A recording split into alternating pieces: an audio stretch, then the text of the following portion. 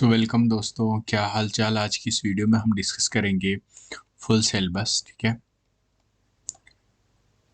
Full syllabus के 50 MCQs. Basic ही level रखी है मैंने एमसीक्यूज की, तो होप कि पेपर भी बेसिक लेवल का आएगा। अभी एक ही दिन बचा है तो सोचा आपको पूरे सिलेबस का रिव्यू करा दूं। अगर ये सेशन बड़ा भी हो गया तो do watch it till and, तो ये आपको फायदा देगा।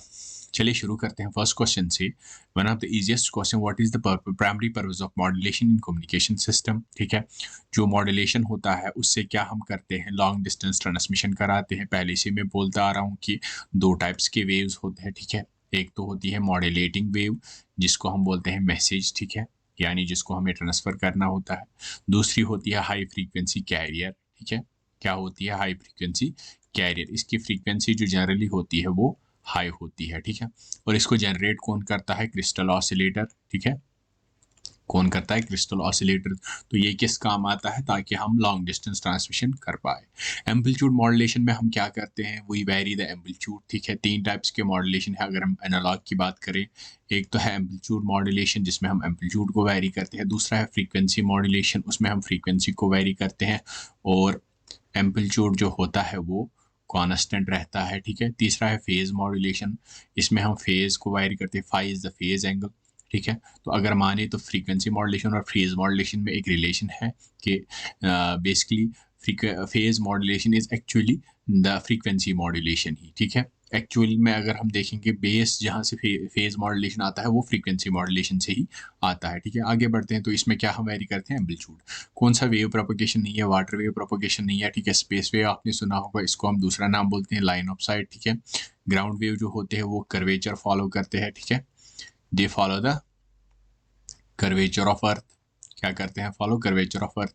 वाटर वेव टाइप नहीं होता। और स्काई वेव को हम बोलते हैं आयोनोस्फेरिक प्रोपागेशन। ठीक है, क्या फॉलो आयोनोस्फेरिक प्रोपागेशन। इससे रिलेटेड एक और टर्म है जिसको हम बोलते हैं क्रिटिकल फ्रीक्वेंसी। ठीक है, क्रिटिकल फ्रीक्वेंसी वो मैक्सिमम फ्रीक्वेंसी जिस पे आयनोस्फीयर से ये रिफ्लेक्ट होके वापस आए। अगर इधर उधर फ्रीक्वेंसी हो गई तो ये आयनोस्फीयर को पेनिट्रेट करते हैं। अगर हम स्टैंडर्ड एम की बात करेंगे तो 20 किलोहर्ट्ज होती है क्या, बैंडविड्थ। तो अगर हम बैंडविड्थ की बात करेंगे, फार्मूला इट इज 2 FM।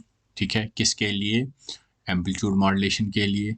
और जो हम बोलते हैं फ्रीक्वेंसी मॉड्यूलेशन के लिए वो क्या होता है, फ्रीक्वेंसी मॉड्यूलेशन के लिए हम बैंडविड्थ तक की बात करें तो वो कार्सन रूल से निकालते हैं, ट्वाइस डेल्टा एफ, यानी delta F is the frequency deviation plus frequency of modulation. ठीक है, अगर फेज मॉड्यूलेशन की बात करें तो वो होता है चेंज इन फेज एंगल। ठीक है, डेल्टा फाई। आगे बढ़ते हैं, typical range of very high frequencies तो ये होते हैं 330 टू 300 मेगाहर्ट्ज, और बाकी जो होते हैं वो होते हैं ultra high frequencies.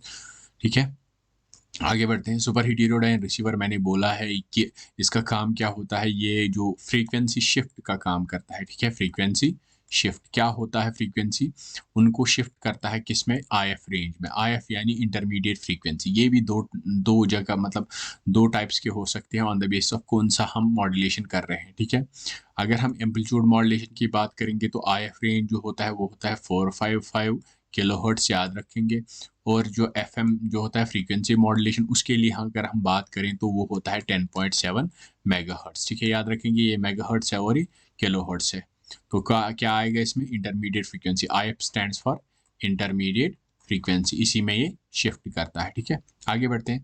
Which type of antenna is commonly used in FM radio. तो ये होता है डायपोल एंटेना, बहुत ही सिंपल टाइप ऑफ एंटेना होता है, इसकी स्ट्रक्चर सिंपल होती है इसीलिए इसको यूज किया जाता है। डायपोल भी यूज होता है, फोल्डेड डायपोल भी यूज होता है, और ये होते हैं ओमनी डायरेक्शनल। बाकी डायरेक्शनल एंटीनास भी यूज होते हैं। अगर हम टिपिकल की बात करें तो डायपोल ही यूज होता है। कोएक्शियल केबल्स जो होते हैं वो हाई फ्रीक्वेंसी ट्रांसमिशन कराते हैं। ठीक है, क्या होता है, कोएक्शियल केबल्स जो होते हैं उनका स्ट्रक्चर क्या होता है, उनमें होता है इनर कंडक्टर। ठीक है, एक इनर कंडक्टर होता है, उसके बाद क्या होता है, डाइलेक्ट्रिक मटेरियल। ठीक है, डाइलेक्ट्रिक मटेरियल के बाद क्या होता है, एक और कंडक्टर होता है, आउटर कंडक्टर। ठीक है, और उसके बाद क्या होता है, उसके बाद होता है जैकेट। ठीक है, जिसको हम इंसुलेटर बोलते हैं। ठीक है, और ये होता है इसके बाद अंदर वाला इनर कंडक्टर। ठीक है, आपने पढ़ा होगा, मैंने पढ़ाया है। और उसके बाद होता है डाइलेक्ट्रिक, जिसका काम होता है एक तो स्ट्रेंथ प्रोवाइड करना, और ये जो होता है ये मेनली होता है कंडक्टर कॉपर का, वो हाई फ्रीक्वेंसी ट्रांसमिशन के लिए काम आता है। ये बाहर वाला कंडक्टर जो होता है वो इलेक्ट्रोमैग्नेटिक इंटरफेरेंस से बचाता है। आगे बढ़ते हैं, परसिस्टेंस ऑफ विजन के बारे में मैंने बोला है कि जब हम अगर हम ह्यूमन की आई के सामने कोई ऑब्जेक्ट रखेंगे फॉर ए सर्टेन टाइम और उसके बाद वो हटा देंगे, तो कुछ टाइम तक हटने के बाद भी इंप्रेशन रहता है रेटिना पे, उसको हम बोलते हैं परसिस्टेंस ऑफ विजन। तो ये किसके लिए हमें इम्पोर्टेंट, मतलब ये इम्पोर्टेंट किस लिए है, ये इम्पोर्टेंट है बिकॉज इट परसीव्स मोशन, ठीक है। ये क्या करता है, परसीव, हमें स्मूथ मोशन परसीव करने में मदद करता है। स्कैनिंग इन टीवी पिक्चर ट्यूब्स कन्वर्ट, ठीक है। जब हम देखते हैं पिक्चर ट्यूब इन टीवीज, टीवी क्या होता है, टेलीविजन, यानी जिससे हम कुछ देख सकते हैं, इमेजेस को देख सकते हैं, यानी जो हमारी इलेक्ट्रिक सिग्नल्स आती हैं उनको कन्वर्ट किया जाता है, ठीक है, लाइट सिग्नल्स में, ठीक है। यानी हमें दिखाने के लिए वो कलर्स वगैरह जो होते हैं, या अगर मोनोक्रोम टीवी हो गया जिसमें सिंगल कलर आता है, तो जो हम कैथोड रे ट्यूब्स यूज़ करते हैं, ठीक है, उनमें जो स्कैनिंग होती है, एक कोटिंग होती है उनमें, जब उन पे लाइट पड़ती है तो वो ल्यूमिनेसेंस दिखाते हैं, यानी वो लाइट मतलब रिस्पॉन्ड करते हैं टू द इलेक्ट्रॉन्स, तो उनको बोलते हैं फास्फोर कोटिंग, ठीक है। फास्फोर कोटिंग आप याद रखेंगे, जो इल्यूमिनेट हो जाती है upon firing by the electron gun. आगे बढ़ते हैं। डीसी जनरेटर का पार्ट कोड नहीं है, स्लिप रिंग्स नहीं है, क्योंकि यहाँ पे एसी चाहिए ही नहीं, ठीक है, एसी की ज़रूरत ही नहीं है, डायरेक्शन रिवर्स करने की ज़रूरत ही नहीं है। आगे बढ़ते हैं। थ्री फेज इंडक्शन मोटर में अगर हम रोटर स्लिप की बात करें, ठीक है, क्या होता है स्लिप, अगर हम बोलेंगे ये होता है synchronous speed minus rotor speed. अगर परसेंटेज में दिखाना होगा, ठीक है, स्लिप हम लिखते हैं synchronous speed minus rotor speed, ठीक है, divide by synchronous speed into 100। ये हमें क्या देता है, परसेंट में, slip in percent. MCCB moulded case circuit breaker होता है, ठीक है, आपने पढ़ा, मैंने पढ़ाया है प्रीवियस लेक्चर में। एसएमपीएस जो होता है, स्विच मोड पावर सप्लाई, क्या होता है इसका काम, ये हाई एफिशिएंसी दिखाता है। क्यों, क्योंकि ये यूज़ करता है क्या, हाई फ्रीक्वेंसी स्विचिंग, याद रखेंगे, क्या यूज़ करता है, हाई फ्रीक्वेंसी स्विचिंग। आगे बढ़ते हैं। यूपीएस क्या होता है, अनइंटरप्टेड पावर सप्लाई। फंक्शन क्या होती है, बैकअप, ठीक है। क्या बैकअप, पावर बैकअप कब, जब हमारे में आउटरीच, पावर आउटरीच हो जाए। GSM full form, global system for mobile communication, ठीक है, याद रखेंगे। Following is not typically found in mobile communication system. Hand of भी होता है, फ्रीक्वेंसी रिड्यूस भी होता है, एडीसी कन्वर्शन भी होता है, फेडिंग रेजिस्टेंस उसमें हम नहीं करते। क्या होता है, हैंड ऑफ, कॉल को बिना ड्रॉप किए एक सेल साइड से दूसरे सेल साइड तक मतलब ट्रांसफर कराना। फ्रीक्वेंसी यूज होता है, एक ही फ्रीक्वेंसी को डिफरेंट टाइम पे यूज करना, ताकि उससे सिस्टम की कैपेबिलिटी बढ़ जाए। एनालॉग टू डिजिटल कन्वर्टर्स, जिसको हम एडीसीज भी बोलते हैं, उनसे हम एनालॉग सिग्नल्स को डिजिटल्स में कन्वर्ट कर सकते हैं। मल्टीप्लेक्सिंग का काम क्या होता है, मल्टीप्लेक्सिंग कंबाइन सिग्नल्स, मतलब बहुत सारे सिग्नल्स को एक ही चैनल के थ्रू पास कराता है, ड्यू टू मतलब यूजिंग डिफरेंट मैकेनिज्म जो होते हैं, different types. Frequency division multiplexing, code division multiplexing, ठीक है, time division multiplexing, statistical time division multiplexing, asynchronous time division multiplexing, ठीक है। आगे बढ़ते हैं। ई गवर्नेंस हमें क्या देता है, सिटीजन्स को कौन सी सर्विस, डिजिटल प्लेटफॉर्म सर्विसेज, ठीक है, इसमें मैंने प्रीवियसली पढ़ा है ई गवर्नेंस, जिसमें सीएससीज आते हैं, ठीक है, एनआईसी वगैरह आते हैं, ठीक है, जिनसे हम डिजिटल सर्विसेज ले सकते हैं। डीबीएमएस क्या होता है, डाटाबेस मैनेजमेंट सिस्टम। ये किस काम आता है, टू स्टोर डाटा, ठीक है, स्टोर एंड रिट्रीव डाटा। अगर हमें स्टोर करना होगा फिर वो रिट्रीव करना होगा, वो किससे हम करेंगे, डीबीएमएस से। Frequency modulation is achieved by varying, ठीक है। फ्रीक्वेंसी मॉड्यूलेशन में हम जो फ्रीक्वेंसी मॉड्यूलेशन करते हैं तो हम क्या वेरी करते हैं, फ्रीक्वेंसी को वेरी करते हैं। ऊपर मैंने बोला एएम में जो साइड बैंड्स होते हैं, ठीक है, उनकी फ्रीक्वेंसी क्या होती है, कैरियर फ्रीक्वेंसी से, ठीक है। एक की लोअर होती है, दूसरे की हायर होती है, जिसको हम बोलते हैं अपर साइड बैंड, जिसकी फ्रीक्वेंसी हायर होती है, और लोअर साइड बैंड, ठीक है, उसकी फ्रीक्वेंसी लोअर होती है। किस फ्रीक्वेंसी के, मॉड्यूलेटिंग, सॉरी, कैरियर फ्रीक्वेंसी के, एफसी, ठीक है, लोअर होती है। किसकी, लोअर साइड बैंड की, अपर साइड बैंड की ज़्यादा होती है। मोस्ट बैंडविड्थ एफिशिएंट जो है वो सिंगल साइड बैंड है, क्योंकि इसमें बैंडविड्थ की रिक्वायरमेंट जो होती है वो होती है एफएम सिर्फ, ठीक है। क्योंकि अगर इनमें हम बात करेंगे, इन डबल साइड बैंड और एएम में हम बैंडविड्थ लिखते हैं ट्वाइस एफएम, और अगर single side band suppressor carrier की बात करेंगे तो ये एक ही साइड बैंड है, यानी इसका आएगा ट्वाइस एफएम अपॉन 2, तो वो क्या आएगा, सिर्फ एफएम। तो इसकी वजह से ये बैंडविड्थ एफिशिएंट है। डिमॉड्यूलेशन को वापस हम बोलेंगे मॉड्यूलेशन का रिवर्स प्रोसेस, ठीक है, separating the carrier signal from the information signal. Next question, intermediate frequency range क्या होता है, ऊपर मैंने बोला 455 for amplitude modulation and 10.7 for frequency modulation, ठीक है, तो दोनों आएंगे, both A and B will be the correct. आगे बढ़ेंगे। Which propagation is best suited for long distance, मैंने बोल के रखा है, it is sky wave, also known as, क्या बोलते हैं इसको, आयनोस्फीयर प्रोपगेशन, ठीक है। क्या होता है आयनोस्फीयर, ये एक लेयर होता है जिसमें क्या होते हैं, आयन्स होते हैं, ठीक है, वो रिफ्लेक्ट कराते हैं वेव्स को। It is mostly active in night time, याद रखेंगे कब ये एक्टिव होता है, नाइट टाइम में एक्टिव होता है। क्रिटिकल फ्रीक्वेंसी एक ऐसी फ्रीक्वेंसी है जिस पे अगर ये एनोस्फीयर पे पड़े तो ये रिफ्लेक्ट होके वापस आ जाते हैं। नाइट टाइम में जो लेयर्स है वो मिल जाते हैं आपस में, इसके बहुत सारे लेयर्स हैं, DEF लेयर, ठीक है, वो आपस में मिल जाते हैं तो ये एक्टिव हो जाता है नाइट टाइम में। फेडिंग किस किस वजह से हो सकती है? मल्टीपाथ से हो सकती है। क्यों? क्योंकि अगर एक यूज़र है तो इसके पास बहुत सारे सिग्नल्स बहुत सारे पाथ से आ रहे हैं तो इनको इंटरफेरेंस हो रही है। एटमॉस्फेरिक इंटरफेरेंस, एटमॉस्फेरिक चेंज की वजह से। डॉपलर इफेक्ट जिसको हम क्या बोलते हैं? डॉपलर शिफ्ट भी बोलते हैं, ठीक है, डॉपलर शिफ्ट भी बोलते हैं। क्या होता है डॉपलर शिफ्ट? जब रिसीवर और ट्रांसमीटर आपस में एक रिलेटिव मोशन में हो, उसकी वजह से सिग्नल इधर उधर हो जाती है, उससे क्या होता है? फेडिंग। तो इसका हम आंसर लिख सकते हैं ऑल ऑफ द अबव।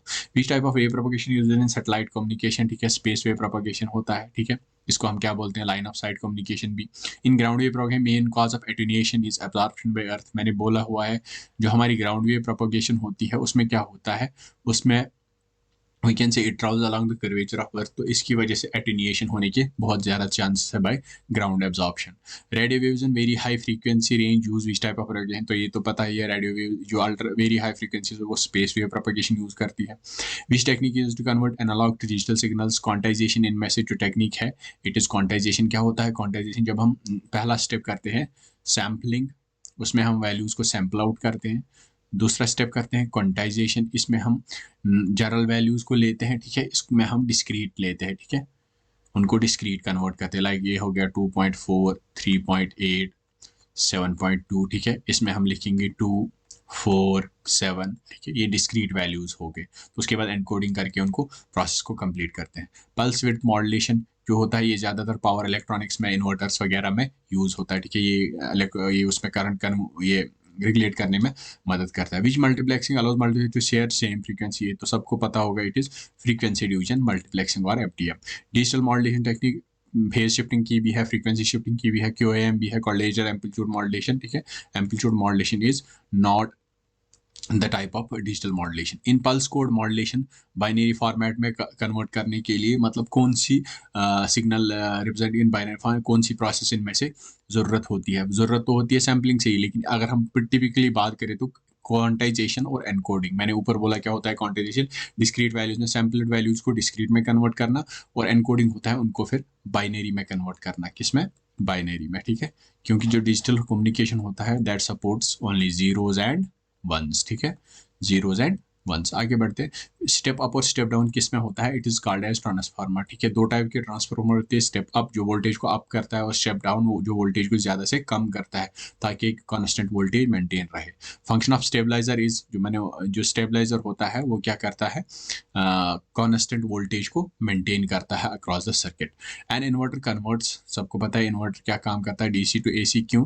क्योंकि इन्वर्टर के साथ में हम बैटरी लगाते हैं, ठीक है, बैटरी जो होती है DC का सोर्स होती है, ठीक है, वो सोर्स होती है DC करंट का। इसीलिए जो होता है हम बोलते हैं DC सोर्स को कन्वर्ट करना AC में, क्योंकि जो हमारे घरों में यूज़ होता है वो यूज़ होता है AC।